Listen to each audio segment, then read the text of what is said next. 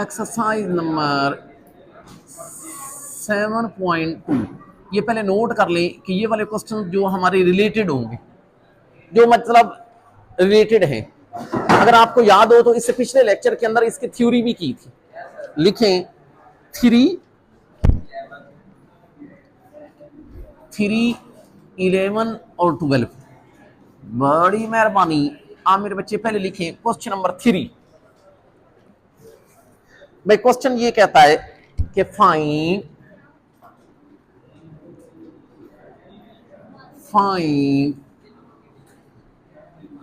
Magnitude and direction cosines. एक मेरे बच्चे मैग्नीट्यूड निकालें और एक इसके डायरेक्शन कोसाइंस निकालें। ये देखें जी, ये हमारे पास पहला पार्ट है। लिखें v जो कि बराबर है 2i प्लस कितने जी 3j minus sorry plus 4k। यार अगर आप लोगों ने खामोश रहना है तो फिर मैं पढ़ाता हूं। तो बताओ मेरे बच्चे, पहले मैं v की क्या निकालूंगा, मैग्नीट्यूड। जल्दी करें, लिखें इट्स ये सॉल्यूशन। आपकी बड़ी मेहरबानी, पहले चुप करके v की मैग्नीट्यूड निकालें और तवज्जो भी इधर रखें। अब ये देखें, ये मुझे बताएं पहले किसका स्क्वायर आएगा 2 का, फिर बताओ 3 का, फिर किसका 4 का। पहले बताओ भाई इट्स ओके। यार ये मुझे बताएं कि भाई एक v की मैग्नीट्यूड निकालना है, एक डायरेक्शन को साइन। पहले मेरे बच्चे v का मैग्नीट्यूड निकाल रहे हैं। ये देख लें, ये मुझे बताओ मेरे बच्चे 2 का स्क्वायर 4, 3 का स्क्वायर 9, 4 का स्क्वायर 16। इसका मतलब है ये आ जाता है 29 का अंडर रूट। लेकिन आप मेहरबानी करके लिख लें कि ये v का मैग्नीट्यूड। अच्छा ये बताएं मुझे कि जो कल के लेक्चर में बच्चे मौजूद थे, आपको मैंने बताया था डायरेक्शन कोसाइन ये होता है। पहला कौन होता है, कोस अल्फा। भाई जिसको नहीं पता वो सुन ले, इसका फार्मूला यूं होता है, ऊपर एक्स कंपोनेंट और नीचे उस v का मैग्नीट्यूड। यार ये पंखे भी बंद कर देते ना तो बड़ा फायदा हो जाता। लिखें जी x ओवर ये v का मैग्नीट्यूड। अच्छा इधर देखना, ये मुझे बताएं x कंपोनेंट कौन है। हाँ वो देखिए भाई 2 divided by 29 under root. It's okay. अच्छा भाई आप बच्चों को पता होगा दूसरा डायरेक्शन कोसाइन कौन होता है, कोस बीटा। और ये बताएं कोस बीटा का फार्मूला क्या है। हाँ ऊपर मेरे बच्चे y कंपोनेंट और नीचे v का मैग्नीट्यूड। वो देखिए भाई y कंपोनेंट कितना है 3 ओवर 29 अंडर रूट। मेरे बच्चे फिर लिखे आखिरी कोस गैमा, ऊपर z कंपोनेंट नीचे v का मैग्नीट्यूड 4 ओवर 29 का अंडर रूट। हाँ एक बात सुन लीजिएगा, डायरेक्शन कोसाइन को लिखने का एक तरीका है। डायरेक्शन कोसाइंस को ये तरीका बिग ब्रैकेट के अंदर, और पहले कौन है 2 ओवर 29 अंडर रूट, फिर 3 ओवर 29 अंडर रूट, फिर 4 ओवर 29 अंडर रूट। बताएं इट्स ओके।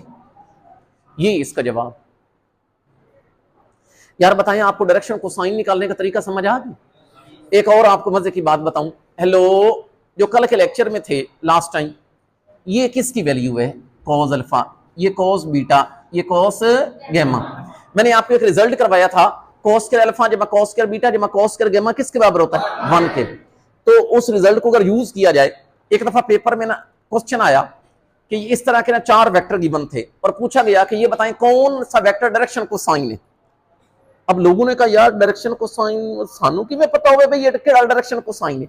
उसका तरीका ये था, आपने इसका स्क्वायर लेना है, इसका स्क्वायर लेना है, इसका स्क्वायर लेना है, तीनों को ऐड करना है। अगर जवाब 1 ना आ जाए, जिसका जवाब 1 ना आ जाए वो डायरेक्शन को साइन है। नहीं समझ रही बात, मतलब बात करने का मकसद है कि वो वाला रिजल्ट वहां पे लग सकता है। अब मेरे बच्चे लिखें इसी का सेकंड पार्ट, जल्दी लिखें इसी का सेकंड पार्ट। यार मुझे v वेक्टर लिखवाना, i मनफी j माइनस। जल्दी करो भाई, आप मेरे बच्चे पहले v का क्या निकालोगे, मैग्नीट्यूड। शुरू करें। ये मुझे बताइए कि अगर v का मैग्नीट्यूड निकालना है तो इसका मतलब पहले आ जाएगा 1 का स्क्वायर, फिर आ जाएगा -1 का स्क्वायर, फिर मेरे बच्चे -1 का स्क्वायर, और ये अंडर रूट, ये 1 ये 1 ये 1, इसका मतलब है ये फिर आ गया अंडर रूट 3। लेकिन ये लिख लें कि ये v का मैग्नीट्यूड है। मेहरबानी करके हेलो पहले निकालें कोज अल्फा, बताएं भला याद है फिर कोज अल्फा का फार्मूला, ऊपर x कंपोनेंट नीचे v का मैग्नीट्यूड, इसका मतलब 1 ओवर अंडर रूट 3। अच्छा फिर कोस बीटा, ऊपर y कंपोनेंट नीचे v का मैग्नीट्यूड, मतलब -1 ओवर अंडर रूट 3। अच्छा फिर बताएं मुझे कि आखिरी कौन होगा, कोस गैमा, ऊपर z कंपोनेंट नीचे v का मैग्नीट्यूड। अच्छा वैसे z का कंपोनेंट -1 है तो -1 ओवर अंडर रूट 3। अच्छा मैंने आपको ये भी बताया कि लिखने का तरीका ये है, बताएं पहले कौन है, 1 ओवर अंडर रूट 3, फिर -1 ओवर अंडर रूट 3, फिर बताएं क्लियर है मेरे बच्चे। आखिरी पार्ट लिखे, मतलब पार्ट नंबर 3 लिखो जी, v 4i -5j plus 0k। हाँ भाई शुरू करें, का मैग्नीट्यूड निकालें, लिख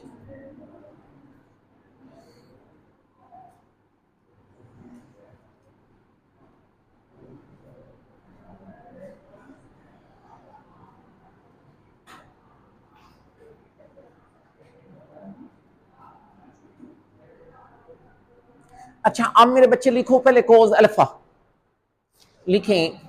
अच्छा यार ये बताओ कोज अल्फा का फार्मूला, ऊपर आता है x कंपोनेंट नीचे v का मैग्नीट्यूड, इसका मतलब है 4/41 का अंडर रूट। अच्छा फिर मुझे बताएं कोस बीटा, ऊपर y कंपोनेंट नीचे v का मैग्नीट्यूड, इसका मतलब -5/41 का अंडर रूट।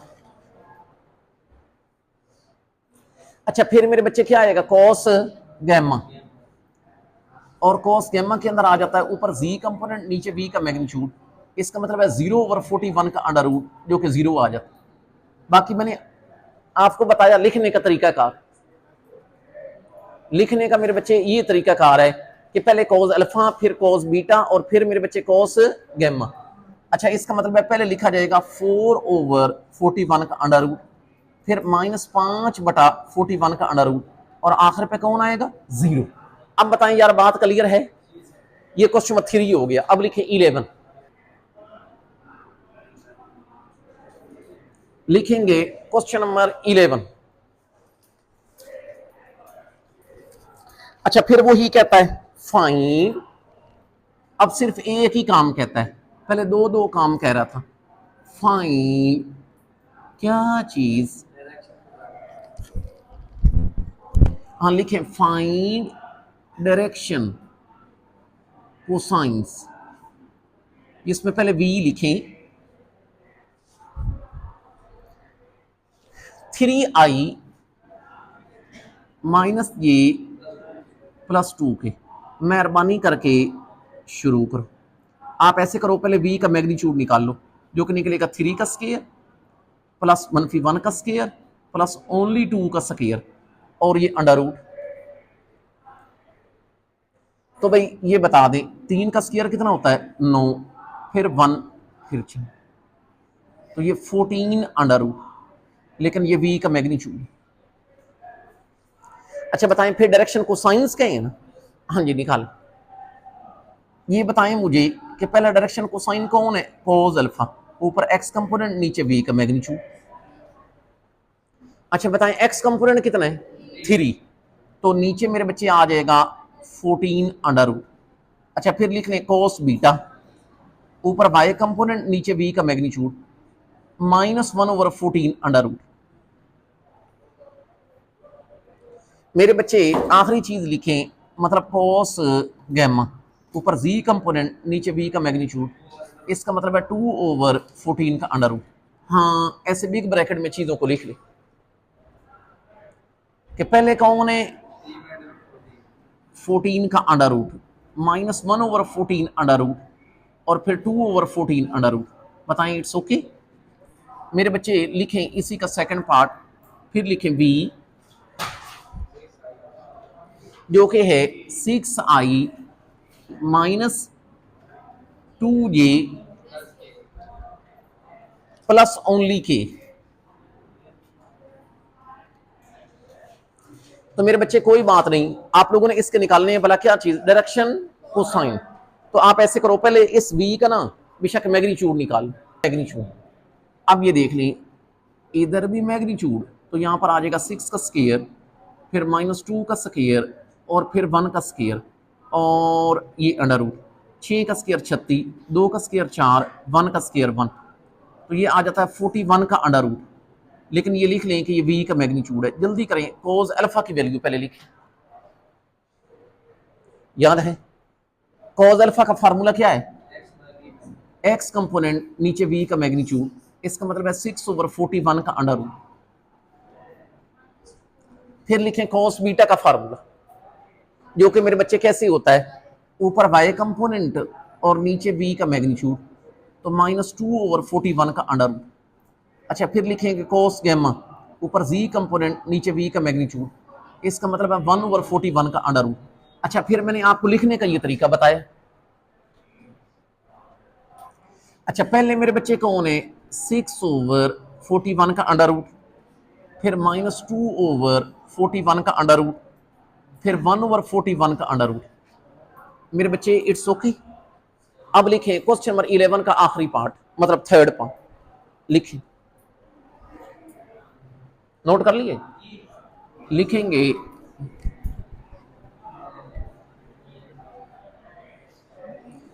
मेरे बच्चे, लिखेंगे ये क्वेश्चन नंबर 11 और इसका थर्ड पार्ट। एक पॉइंट है P, लिखें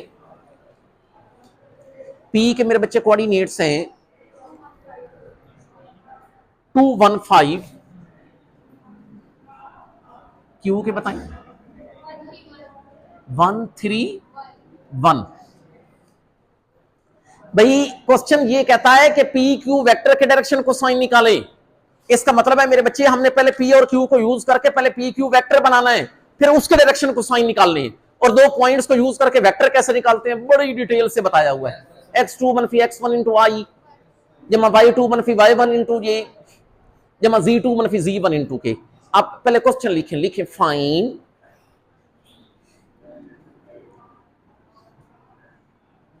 फाइंड डायरेक्शन कोसाइंस, भाई किसके, ऑफ, ये लिख लें पी क्यू वेक्टर।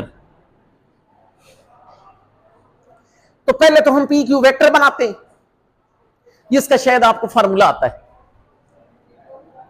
अगर किसी बच्चे को दो पॉइंट्स को यूज करके वेक्टर बनाने का फार्मूला नहीं आता तो ये लिख ले x2 मनफी x1 इंटू आई प्लस y2 मनफी y1 इंटू जे प्लस z2 मनफी z1 इंटू के। कोई बात नहीं, इधर पुट करो। मेरे बच्चे आप इसको समझोगे x1 y1 z1, इसको समझोगे x2 y2 z2, तो ये देख लें 1 मनफी 2 इंटू आई जमा 3 मनफी 1 इंटू जे जमा 1 मनफी 5 इंटू के, है ना मेरे बच्चे।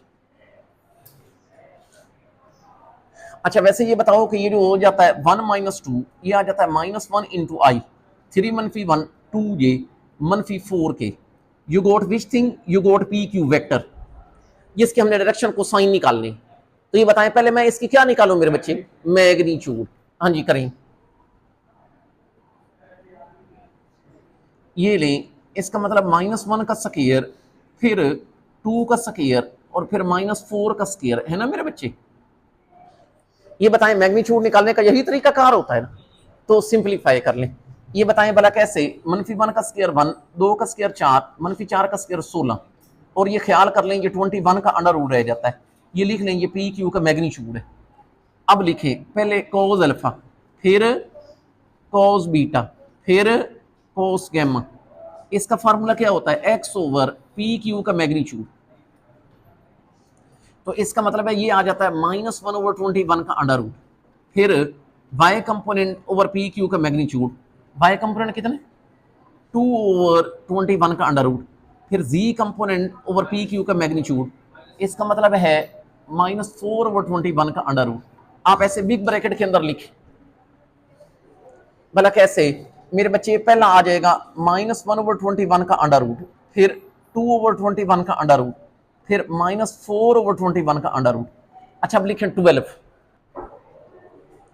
मेरे बच्चे लिखें इस क्वेश्चन नंबर 12 और लिखें इसका पहला पार्ट। लिखें जी, which of the following triple form direction angles. भाई जरा मेहरबानी करके सुनिएगा, मतलब कुछ ट्रिपल गिवन होगा, कौन सा ट्रिपल डायरेक्शन एंगल फॉर्म करता है। लिखवाना पहला क्या है 45 डिग्री, फिर 45 डिग्री, फिर मेरे बच्चे 60 डिग्री। अब थोड़ी सी बात गौर सुन लीजिएगा, आपने ये बताना है कि ये जो ट्रिपल है ये डायरेक्शन एंगल फॉर्म करता है या नहीं करता। आप लोगों ने इसको फर्ज कर लेना है कि ये एल्फा है, ये कौन है बीटा, और ये मेरे बच्चे कौन है गैमा। अगर इन तीनों ने हमारी उस इक्वेशन को सेटिस्फाई कर दिया जो कल प्रूफ करवाई थी, cos स्क्वायर अल्फा जमा cos स्क्वायर बीटा जमा cos स्क्वायर गैमा बराबर है 1 के, अगर इन्होंने उस इक्वेशन को सेटिस्फाई कर दिया तो ये डायरेक्शन एंगल है। अगर इन्होंने उसको सेटिस्फाई ना किया तो फिर ये डायरेक्शन एंगल है, और अगर सेटिस्फाई ना करे तो घबराना नहीं है, बस कहना ये डायरेक्शन एंगल नहीं है।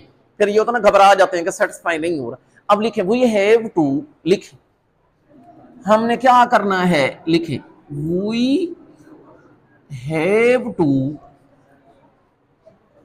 बताओ सेटिस्फाई जी, हमने किसको सेटिस्फाई करना है, सेटिस्फाई द कौन फॉलोइंग इक्वेशन। खामोश भाई, और वो इक्वेशन ये होनी चाहिए, कौन सी भला, cos square alpha plus cos square beta should be 1। इधर पुट करें, अल्फा कितना है 45 डिग्री, तो ये बन जाएगा cos 45 डिग्री होल का स्क्वायर, है ना। फिर cos बीटा का स्क्वायर, बीटा भी कितना है cos 45 डिग्री और ये होल का स्क्वायर, फिर मेरे बच्चे cos 60 डिग्री और ये होल का square, and this should be 1 if it satisfies. अच्छा बताएं cos 45 डिग्री, याद रखना मेरे बच्चे ये 1/√2 होता है इसका स्क्वायर, फिर cos 45 1/√2 इसका स्क्वायर, cos 60 1/2 इसका square, and it should be 1। अच्छा जरा गौर करिएगा, ये बताएं 1 का स्क्वायर 1, नीचे √2 का स्क्वायर विल बी 2, 1 का स्क्वायर 1 नीचे 2, 1 का स्क्वायर 1 नीचे 4। अच्छा इधर 1 नहीं है, इन तीनों का एलसीएम ले लें, 2 2 2 2 4 इस पे डिवाइड तो 1 1 विद 1 1। अच्छा ये बताएं, ये आ जाता है मेरे बच्चे 5/4 जो कि 1 के बराबर नहीं। इसका मतलब है कि ये जो गिवन ट्रिपल है ये डायरेक्शन एंगल फॉर्म अगर सेटिस्फाई कर जाता, अगले दो पार्ट कर लेंगे ना, कि नीचे लिखें सो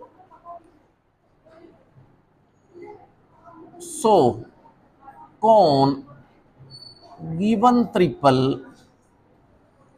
डू नॉट फॉर्म, बताओ भाई क्या, डायरेक्शन एंगल्स। यार बताएं इट्स ओके। इसके दो और पार्ट हैं वो फिर इस तरह चेक कर लेंगे मेरे बच्चे, यही